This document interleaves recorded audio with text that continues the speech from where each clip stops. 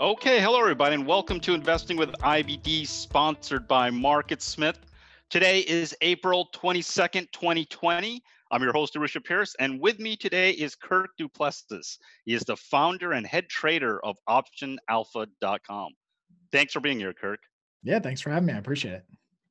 On today's podcast, we are going to talk about the current market, and we'll talk about options. So Kirk is an options expert, and we're going to go over why Kirk prefers options, trading options versus trading stocks. But let's get into the current market.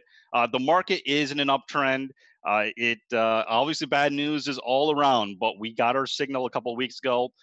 Things continue to work well, and leading stocks are more and more of them are starting to participate in uptrends. Now, one key to remember is we are in earnings season, and so anything can happen. Make sure you know when your stocks are reporting earnings. Kirk, what are your thoughts about this crazy market that we've been in for a while? I mean, I think it's expected to be very volatile, right? My take on it is, I think we're in a cyclical bear market at this point. I think we've made the turn. And so at least at the current moment, the bounce is somewhat to be expected. I don't think that you haven't really seen a lot of the passive investors exit the market yet, which has made up a lot of what, has taken the markets to this level. So That's um, interesting. Why do you think there aren't a lot of passive investors that have exited it? because I don't think they've looked at their statements officially yet, right? They haven't had enough That's a time, smart move. Yeah, right? And by the yeah. end of, March, we head into April. I mean, it was bad, but like now it's rebounded. So I think it's going to take another little down move to maybe get some people off the sidelines, that are more passive. But Yeah. yeah, like I'm very cautiously bearish on the market. So I don't think that the rally that we're seeing in either direction is the true move yet. Okay, so you think we're in a cyclical bear market, but potentially a longer secular bull market is happening in the background, or? No, I think it's like I think we're probably due for a longer, sideways action than most people expect. Like the Could be narrative I very see possible. out there right now, like, and I'm a like an avid just like reader of comments and like what people see. And Yeah, the one comment that I've seen everybody make is, oh, it'll always come back. Like we'll definitely regain the highs, right? And yeah, when I hear yeah, the words always and definitely, I start yes. to think to myself, well, we could be Japan and it could be 10 years before we see the highs or more. So yeah. That's true. That's true. Now, Kirk, how did you get started in all of this? I mean, it's an interesting story. Share it with all of us. Yeah, I'll hopefully share the shorter version of it. So, We have time, so yeah. My the real crux of it is like so growing up, my parents are both in finance and we're both in the mortgage business. And that was great. And like as a kid, we had really good years and we had yeah, really bad years. Like when they were in the mortgage business and mortgages were great and the real estate market was good, like we had really good years. And the years where it wasn't good, it was really bad. And so I learned as a kid that financial volatility was like a fact of life, right? And so for me, right, I grew up in a position where we either had a lot or we didn't have a lot and we didn't have anything. And so coming out of school, like I was just always interested in finance. You could say I've always been interested in the volatility of markets and products and finance. right. And so I never really found my niche until, really after college. So I went through school, knew I was going to be a finance guy, always into numbers, always into math. Coming out of UVA, everyone in my class graduated and went to work on Wall Street. I Okay, literally didn't know any difference. Like I had no idea what that was. I just knew I didn't want to not be like everyone else at that time. And yeah, so everyone was going to New York and having interviews. And I figured, okay, I'll do the same thing. It was a great experience. I got to work for Deutsche Bank as an M&A investment banker. That was an amazing experience to get to see kind of how that world works. yeah. Ultimately, did not like the job. I mean, it's like 7 a.m. to like, 10 or 11 o'clock at night. I used Pretty to joke brutal. with my mom. She used to call me in New York and she was like, how's the weather? I'm like, I have no idea. It's always 70 degrees and fluorescent in the office. Like I don't leave the daggone office. So I realized I didn't want to be in that side of the business. And Mhm. so I And what launched, year was this around? that was 2007, 2008. So it was Oh, right okay, in good yeah, timing. Yeah, yeah, it was awesome timing. And no, I mean, honestly, it was. I mean, I got to see it was like I left before everything really, really kind of hit the fan. yeah, But a lot of the deals that we were working on that the bank was working on for 2 years, 3 years, and I was in gaming and oil and natural gas. So those deals were blowing up. And a yeah. deal that a bank was working on for 2 years blew up overnight, right? And that's Right, crazy. right. Um, so anyway, so I left. I decided I want to try, kind of the other side of the Chinese wall. So get on the public side, and was a REIT analyst in DC for BB&T Capital Markets. Okay. I really love the REIT business. Given my family was in real estate, I always had an interest in real estate. Currently, an avid like real estate investor with my wife, Hmm. and so I love the REIT business model. I loved understanding REITs. I loved talking to the CEOs and CFOs on what they thought about the company and the trajectory, and how they were going to allocate capital. And ultimately, again, like, not to like bash, there's no bashing like research analysts because I used to Right. be one, right? Yeah. But like, even if I knew where a company, and a REIT is just a glorified bond for all intents and purposes to me. When you have a lot of information about what a company is going to earn and what the cash flow streams are going to be, and you can pretty much project like within a pretty narrow standard of error where the company is going to be, and then the markets are totally outside of that range for quite some time, or just like taking earnings the wrong way or the good way. Right. Just told me that like as much research as we can possibly do still doesn't really make that big of a difference. Like the market is the market, and ultimately that's really tough to get around that. So I left that and decided I want to. I mean, during this whole time, I've been like really interested in options. Had a rotation in New York, like watching a trading desk and seeing how that kind of worked, and so that really piqued my interest.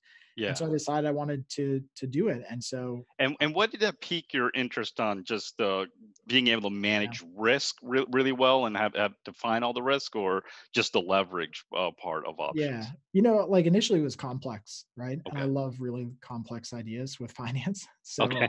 like I don't read anything else. My wife thinks I'm crazy, but like I don't read anything that doesn't interest me, like finance wise. So things that are really complex and hard to understand, like I'm very intrigued about. Interesting. But ultimately, what I realize about options, and we can get into this later, is that options are so flexible, right? Like the multi-dimensional aspect of an option contract is far beyond anything that's out there right now, right? So you can't get that type of flexibility with futures or forex or regular equity. Like, it's just not even existent. Right. And so I thought that was amazing. Like how could I take this flexible product and I can bend and shape it and mold it into whatever payoff diagram I ultimately want or whatever scenario I want to pay out. And I found that that was really really fascinating. So I learned, look, I learned that I was going to be in this business for a long time. Hmm. And so I started trading. I started clearly making mistakes. Like I lost money the first week, and my wife was like, "Look, if this is what it's going to be," she's like, you can find another job."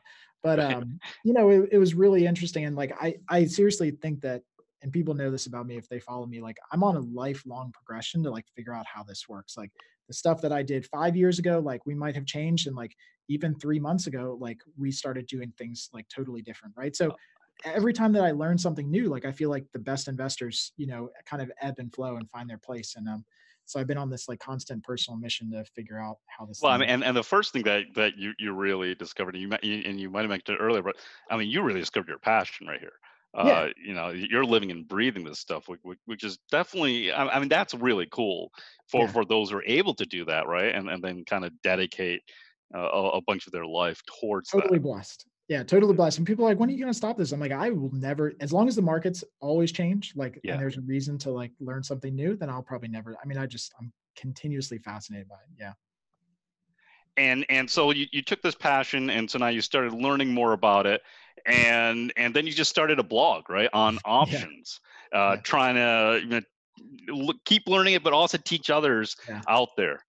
Yeah, it was okay. So it was very much a selfish endeavor in the sense that when I started the blog, which was originally a Google blog spot for those Yeah. people who are Yeah. around long enough to know what a Google blog spot is, but this is 10 plus years ago. And so I Exactly. started Yeah. the Google blog spot only because I knew I had to document what I was doing and had to like have a journal, an outlet to talk about how I felt about the markets. I knew that going back and looking at it, I would, and now like if I go back and look at those articles, even now, like I realize how stupid I was and how like presumptive I was in market direction.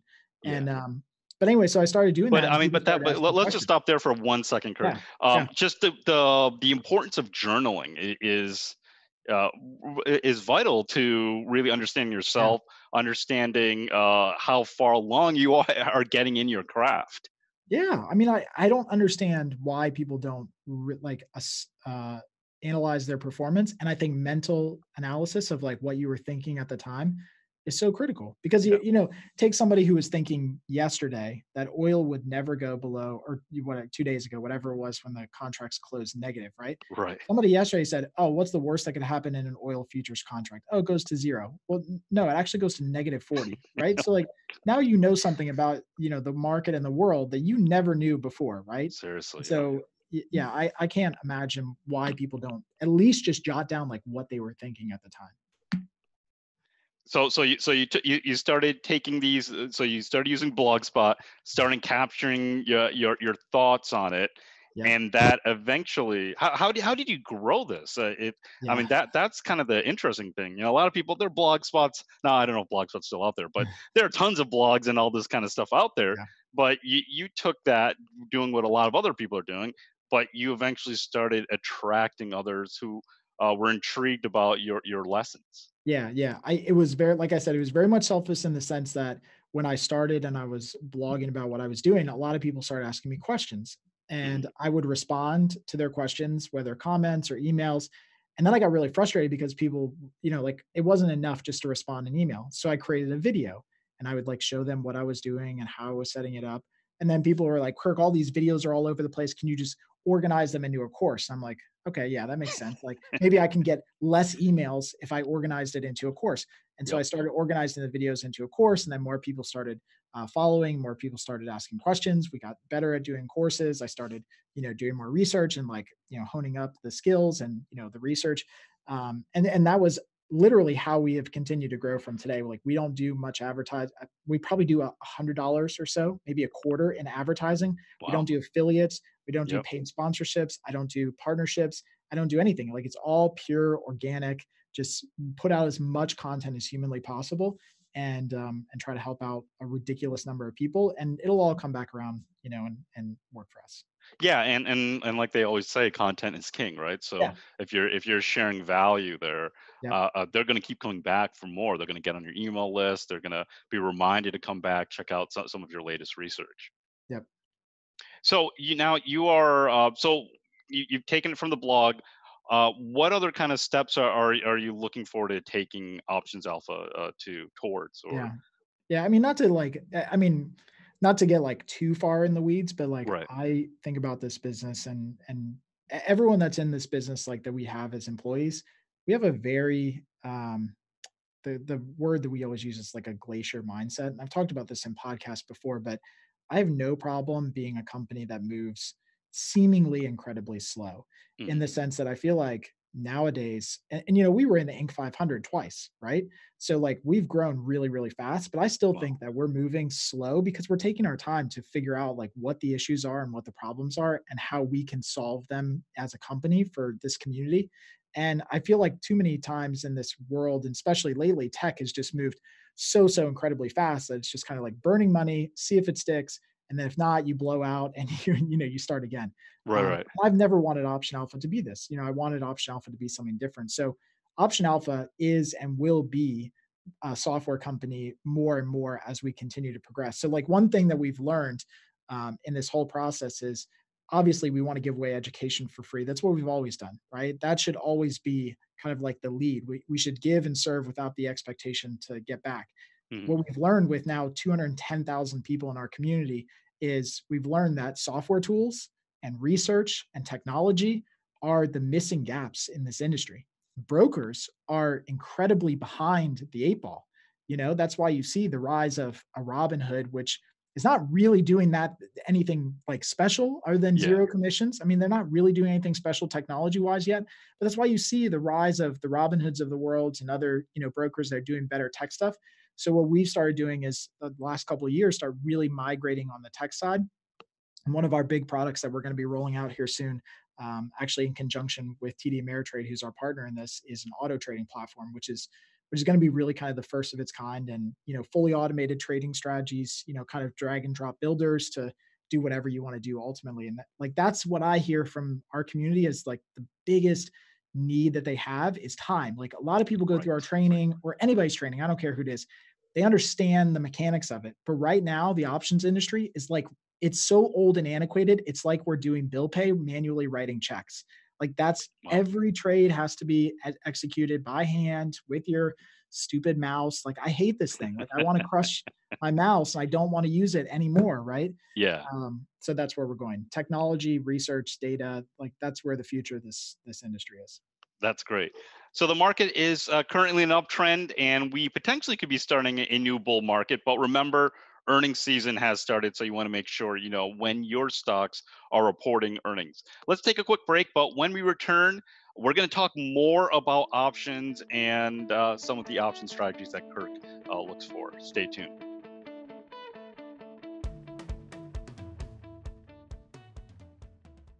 I am here with Scott St. Clair. Scott's one of our senior product coaches at MarketSmith.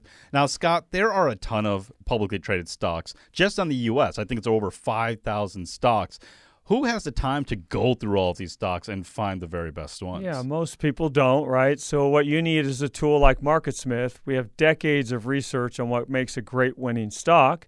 So we've done all the research for you. So we're going to try to highlight those specific stocks with those great data points. So if you're looking for that next great potential big winner, orange stock ideas button, you just click on it and you've got some of the main reports that we use, including the Growth 250. Yeah, and the Growth 250 is the first list that I go through on the weekends. Yeah, it's the most popular one, but there are others. There's the Breaking Out Today, Stocks Near a Pivot, and then the Blue Dot list, right, which is very popular. It's going to show you the stocks with the best relative strength.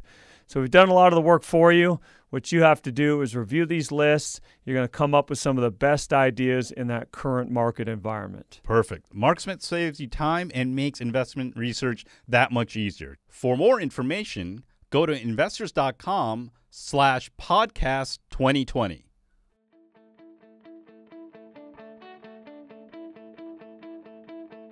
Kirk Du Plessis is our guest on Investing with IBD, sponsored by MarketSmith. Okay, Kirk, let's get into options more. And let's first start out with what your thoughts are on the options model. And your thoughts are right now that the options model is broken, right?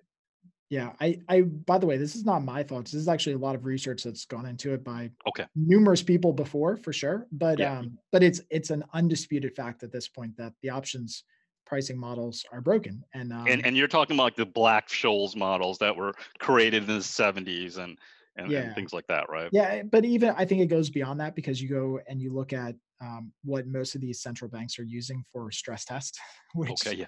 which I'm pretty sure every bank just failed the stress test because we never had a situation like this ever Yes, before, exactly. right? Like the Yeah. world has never collectively shut down together. I know. So yeah, so I think it goes beyond just the Black-Scholes, but yeah, the Black-Scholes is probably one of the leading ones, obviously, for the options market. Yeah. Okay, so yeah, walk us through why you think that Yeah. it's broken. So yeah, so okay, so the model, so all options models and really a lot of financial models are based off of, unfortunately, what was sound logic at the time, which was this normal distribution of returns, right? So there's Mhm. there's probably a couple things that are broken with it, right?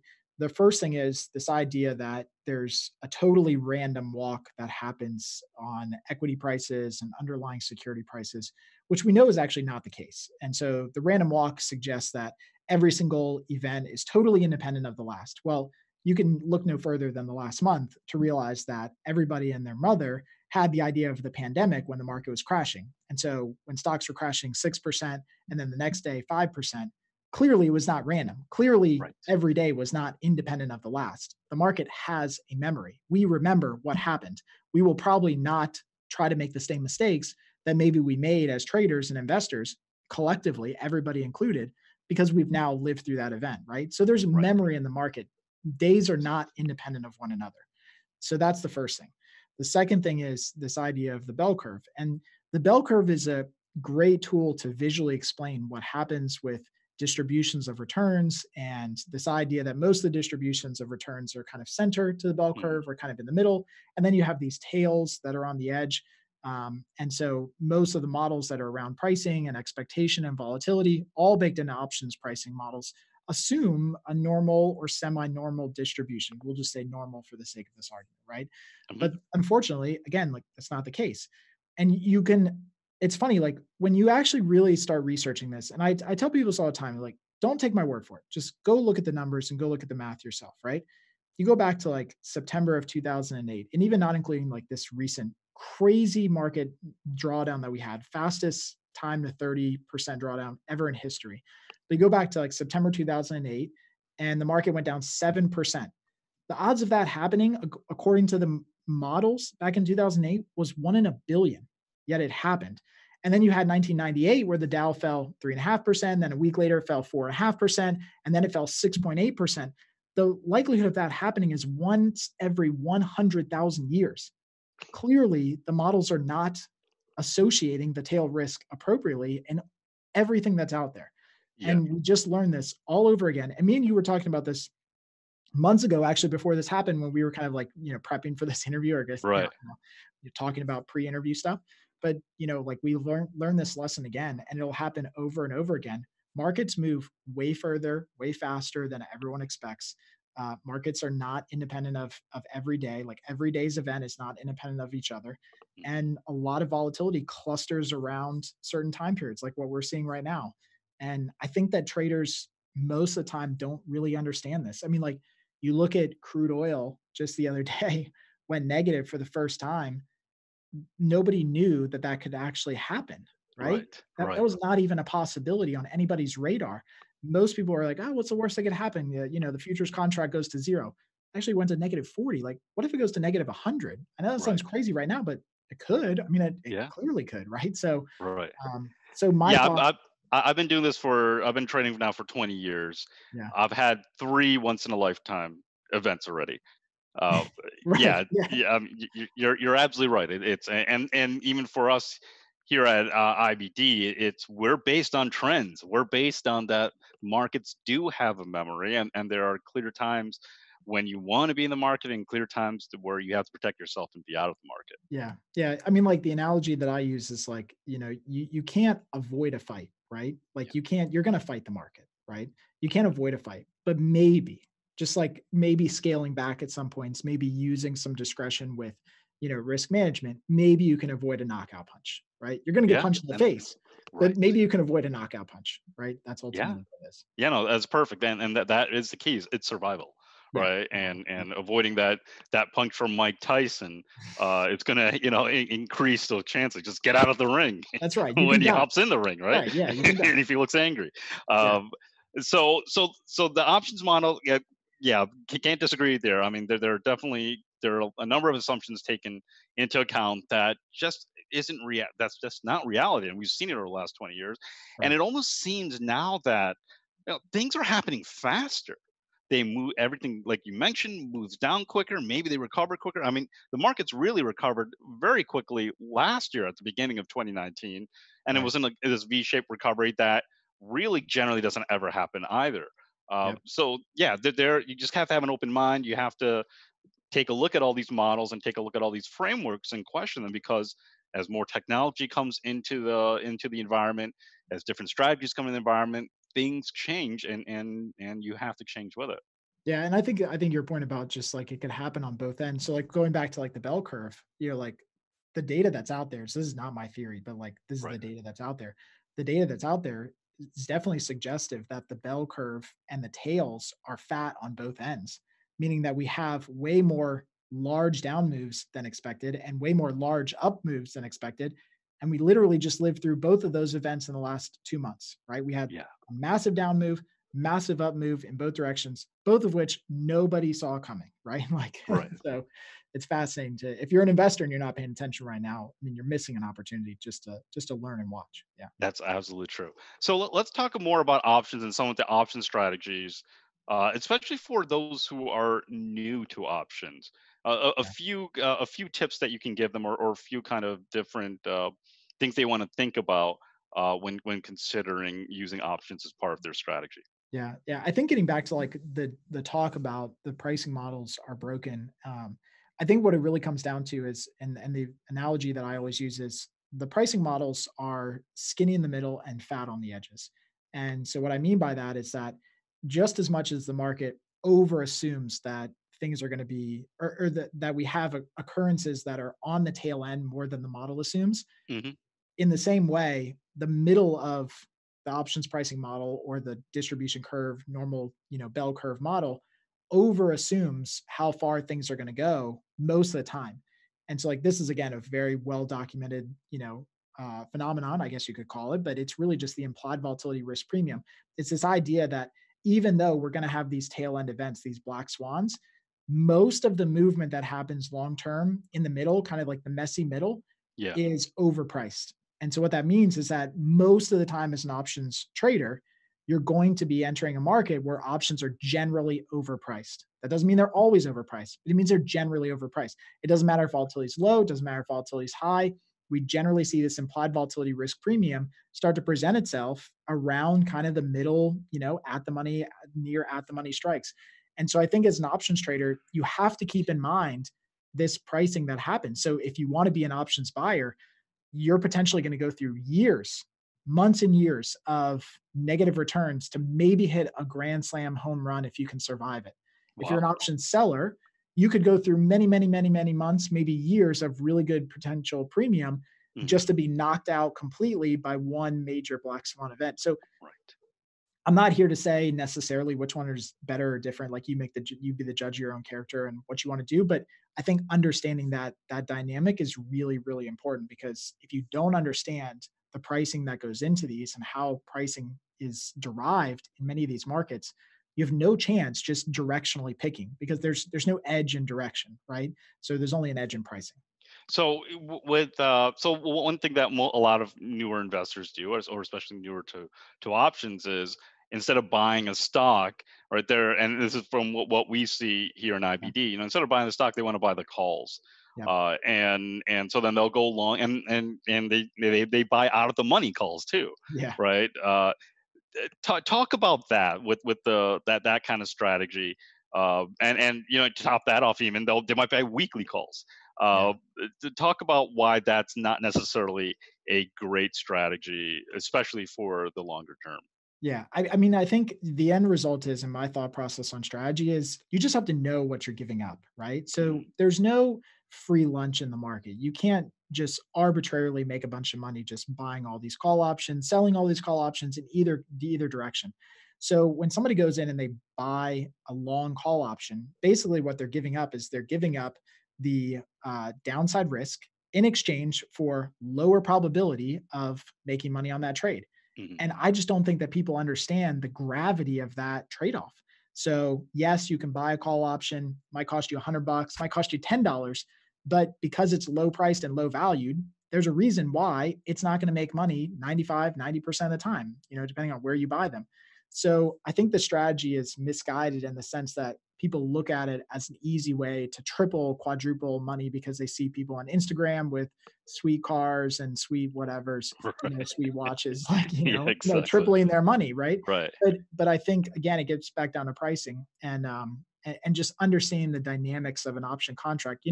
Options are funny beasts because, a stock is very simple to understand, right? It's one directional. So you either buy it and it goes up, or you sell it and it goes down and you short it, right? But options have these additional components that you have to worry about. It's not just direction. It's how long until expiration and how much time. And then there's volatility, right? And so you have these other components that are kind of working in conjunction with direction. It makes it a little bit more, I'd say a lot more complicated initially until you understand it. But if you don't understand how those components are going to fit and ebb and flow together, you're just going to get wiped out just trying to buy all these lottery tickets all over the place. So in regards to weekly contracts, I think weeklies serve a purpose, right? There's a need for weekly contracts. We just haven't really found that weekly contracts are profitable, for long option, buying, especially on calls or puts. It's too short of a time period. There's not enough movement. The time decay is just wicked, and it only really works if you get a massive volatility move in that particular week. So again, you could go 52 weeks without a winning trade.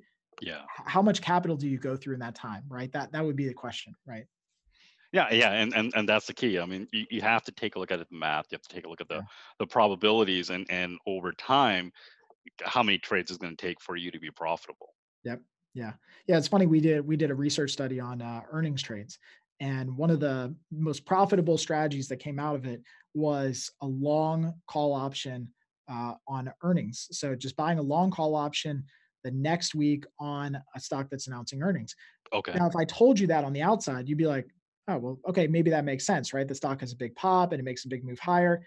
But of all the tickers that we tested, which was like 94 tickers over 20 years of research, right?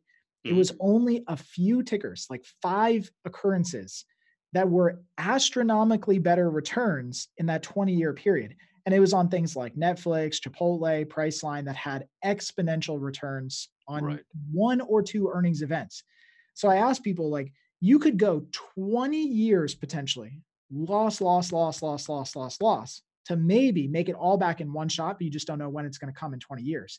So numbers wise, if you looked at just the big numbers of the research, yeah, the long call options did very well, but it's only because of a few very specific outliers. And how likely are you to pick those out of a hat, right? So Yeah. let's look at the numbers like that. Perfect. So understanding what works best for you is one of the keys to success in the market. And option strategies are definitely one that is worth considering. So coming up next, Kirk and I are going to talk about a few larger trends, a few other strategies that you might want to consider. Stay tuned.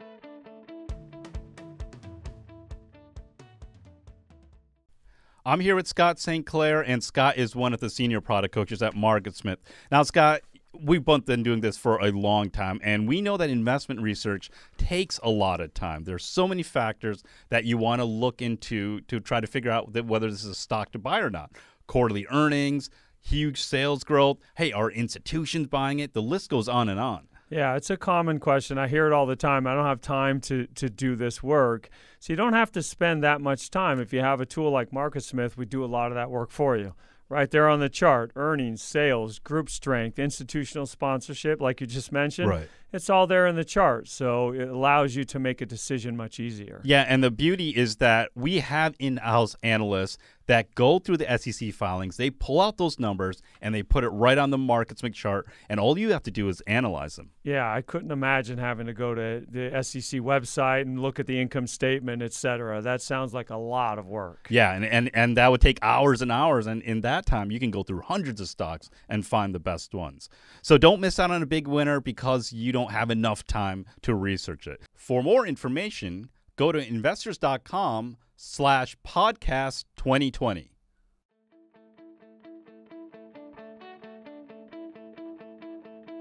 We are back with Kirk Du Plessis on Investing with IBD, sponsored by MarketSmith. Okay, Kirk, let's talk more about some option strategies. And let's go into the credit spreads. Let's start from the beginning and explain what a credit spread is, and then how you can take advantage of it, especially during volatile times. Yeah. I mean, I gotta tell you, like, one, I trade a lot of credit spreads. Two, I think credit spreads are an amazing way to not only learn how to trade options, but then also to get into an options trade that is highly defined, highly controlled. So one of the things I love about credit spreads is you don't have to worry about any of the undefined risk. You can really, really define your risk and hone the skill of options trading without getting too complex. So all a credit spread is an options selling strategy. It's a net selling strategy where you're selling one option contract and then you're buying another option contract at a different strike. That's why they call it a spread, because you're spreading between two different strikes. And you do it as a credit, which means that the net difference between those buys and sells ultimately ends up being a premium that comes into you as an option seller. So you're selling one option that's going to give you more premium than you're paying for the other option. Yeah. So like if you were doing a put credit spread, you would sell a put, say a stock's trading at $100, you'd sell a put at 95, buy a put at 90, and the difference between the sell and the buy would still give you a credit. Okay. And now you're at least you can get out of the trade by having the right to put it to someone else at 90 or whatever. Yeah. And the beauty of it is that each of the sides is directly offset when it comes to the stock, right? And so that's why I like those, because you don't have to worry necessarily about being put the stock or being short the stock. You can directly offset it with the other contract. So as long as you keep them equal, right? If you sell one, you buy one, you sell two, you buy two, you keep it equal. And then you can, the coolest thing is once you do that, you have 100% defined risk and defined profit.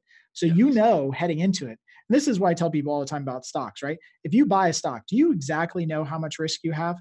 And the answer is probably undoubtedly no, right? Like you think you know how much risk, but it could move down well beyond your risk threshold the next day, right? Yeah, I know. With an option Anything's possible Anything, when as you we own learned, anything's stocks. possible, Definitely. right? Yep. So with an option strategy, though, if you get into a spread, you have defined risk, and so if Right. it moves well beyond that, you have defined risk right away. Yep. So you know exactly how much you're going to get out of it. You know exactly how much you could lose if it goes against you, Right. and there's very little to worry about at that point. Well, Then it truly becomes a numbers game. well, then it becomes a numbers game, and now you have to start playing this dance of, okay, I'm selling a spread, and we can go through maybe an example here, just like use regular numbers Sure. or just some basic numbers. But you're selling a spread, and now you can determine how far out of the money you want to sell that spread. In the case of a credit spread, the further out of the money or away from where the underlying is trading, the higher your probability of success. However, in exchange for that, because there's always an exchange, you always got to Right. give up something. If you have a high probability of success, then you're going to give up the potential profit, which means you're going to make less when you win. So there's this dance that you have to play where you have to figure out how far out of the money is good for you, that it's a good, like balancing act of win rate and how much you're going to make against how much you want to risk and how much you're willing to lose on, percentage wise. Mhm. So yeah, so that's how we kind of look at spreads. Okay. Let's walk through an example. Yeah, Uh, cool.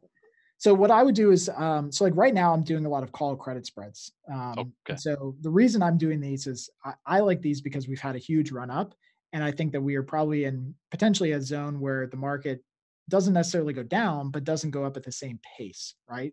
So I Makes like the sense. idea of really trying to set up these spreads so that the market has to continue to do something abnormal in order for me to lose on these trades. And if it Okay. does, then I can potentially, trade out of it, trade around it, turn it into a neutral trade. So let's say a stock is trading at $100. I might sell the 110 call option. So that would be Mhm. my first strike or my short strike.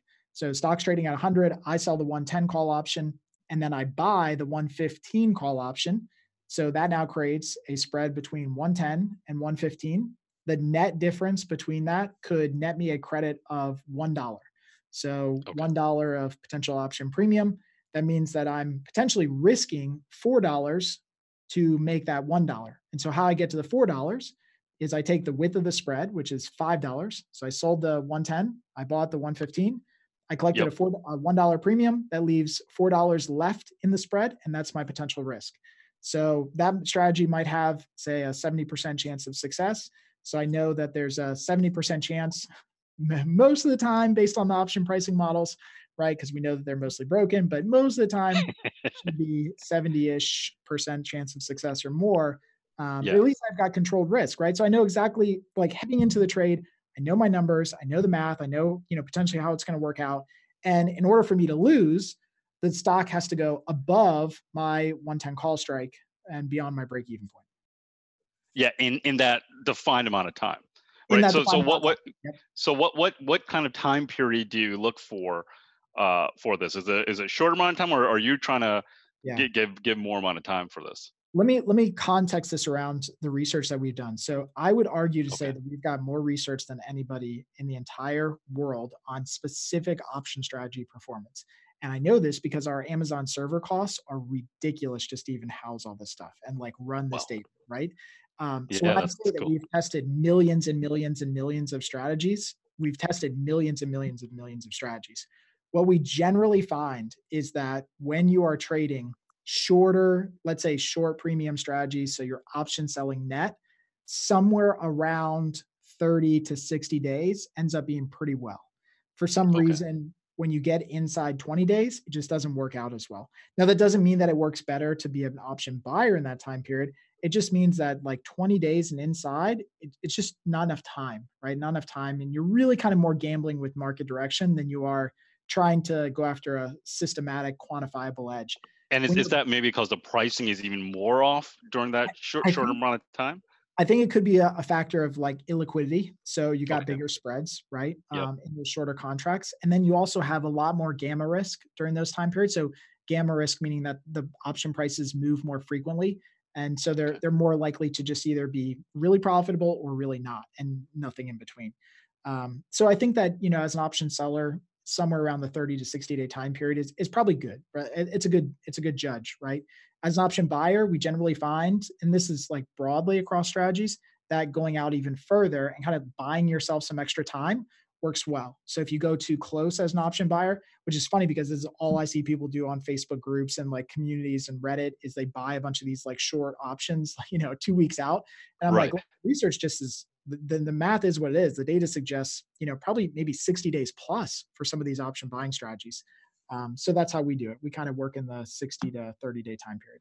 Yeah, but Kirk, most people want instant gratification. I mean, I 60 know days is a that's the long trade-off. time, right?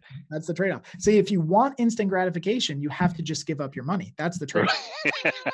And then you can have fun doing it. You get all the gratification in the world. You just have to actually give up your money. You don't get it back. So Okay, so that's the credit spread, and yep. and so that's one volatility strategy that you can use. And so you're betting that, especially now, the market it's going to go calm down a little bit, maybe go sideways, and it's not going to be kind of the norm that it's been, this insanely volatile time that we've had over Yeah, I the think, last 6 I months. don't know. I mean, obviously the market could continue to be really Right, volatile, right. right? But the idea behind setting up these strategies for me personally is, okay, I'm gonna just like, I look at the market as like as a competitor. I'm like, okay, Mr. Market, like you want to continue to go higher, like you got to continue to go higher at this pace to beat this strategy, right? And so I'll just set these up every couple days. And if the market keeps going higher, I set up more and I just force it to continue to outperform me and blow me out, which statistically it can't do all the time, right? Right. So anyway, so yeah, so that's one. Another one that you could use, which is just two credit spreads that you join together in the same trade, is an iron condor. Iron Okay. condors are great strategies for newbie traders, for beginners. A lot of professionals use iron condors. A lot of institutions use iron condors. They're great strategies. It's basically setting up a credit spread, but in our example, I set up a call credit spread. You would set up the call credit spread and then set up another credit spread using put options. Oh, okay. And now you give yourself a range from which to profit. So now it's not so one directional where you want the market to, potentially go up a little bit or go down. Now it's, you want the market to stay inside of a range. And that's not a bad way to trade either. It's more non-directional. It's definitely a very simple strategy, very easy to set up. And it gives you an opportunity not to make such big directional bets with your money. So going back to that previous strategy where the stock is trending at 100, you already you bought Yeah, you're we sold buying that 110 call, selling the 105. Now selling you're the doing that. 110, buying the 115. Oh, Yep. okay, yeah. There you go. And then so now you're doing it to the downside, not Yeah. 90 and okay. Now on the put side, you'd sell the 90 and you'd buy the 85 strike. And so you would do the exact same thing. You would just do it on the mirror side of the pricing table or the options pricing table. So yeah, in that case, all you want now is you just want the stock to land anywhere between 90 and 110. So the stock could Yeah. trade sideways, it could go up, it could go down. All you care about is it's just got to land between 90 and 110. So again, it's not a bad strategy, and by any means, it's a very good strategy. You just have to know what you're doing with it. In that case, if the stock makes a huge move lower, then you could potentially lose. And so Right. that's why you get compensated some additional premium by selling that put spread, because now you've taken on the risk that the stock goes all the way lower against your put strikes. No, I mean, it really is fascinating, and it definitely, these type of strategies are going to attract people who are really into math, who are really into financials, right? I think they should attract people who are just really into understanding what they're doing with their money. Like I, Yeah. I think that people just need to have an overall financial awareness beyond just, I just think I'm going to invest in the market, right? Well, what about, like, because for a lot of people, they might be intimidated by this, right? Yeah. What are some kind of just easy steps to get past that intimidation? Yeah, and we face the same thing on the stock side. Is you just start out small, but you have to put something. You can't paper trade, Yeah. right? It's the same thing because it looks, for a lot of people, it seems very complex. Yeah. So any suggestions on how to get over that initial fear? Yeah, I think it's best summed up, and there's a really good quote that basically says, "Education is abundance, but the desire to educate oneself is scarce." Yeah, And so I think yeah, that ultimately is what it comes down to. Like if you have a desire to take control of your finances, like I did as a kid, right? Because I didn't want to go through the fluctuation. I've got 3 kids. Like I can't put them through the same thing that I went through as a kid, right? Like yeah. that's my personal mission as a father and husband, my kid, like a father, my kids, husband to my wife. And so, for me, it's about understanding this so I can control the risk, so I don't have massive drawdowns when the market tanks, right? Right. But I think it just starts with education. Like, use any free resources that are out there, any courses that are out there, and then start small. Like, here's the thing. I've always told people this: if you can't learn to control a portfolio that's small, adding more zeros is just going to add more headaches. It's true. Right?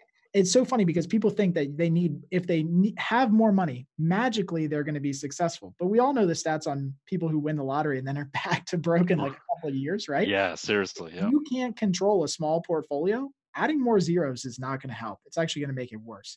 So I think you're better served actually starting smaller, just understanding it, being willing to, kind of take your bruises and your punches, because it's going to make you better in the end. So That's perfect, Kirk. Well, thanks so much for joining us today. yeah, I appreciate it. Thanks for having me on. So that's it for Investing with IBD, sponsored by MarketSmith. Next week, we are going to have Jeremy Capron on the show. He is the Director of Research at Robo Global. So that's it. I'm Arusha Pierce, and thanks for listening.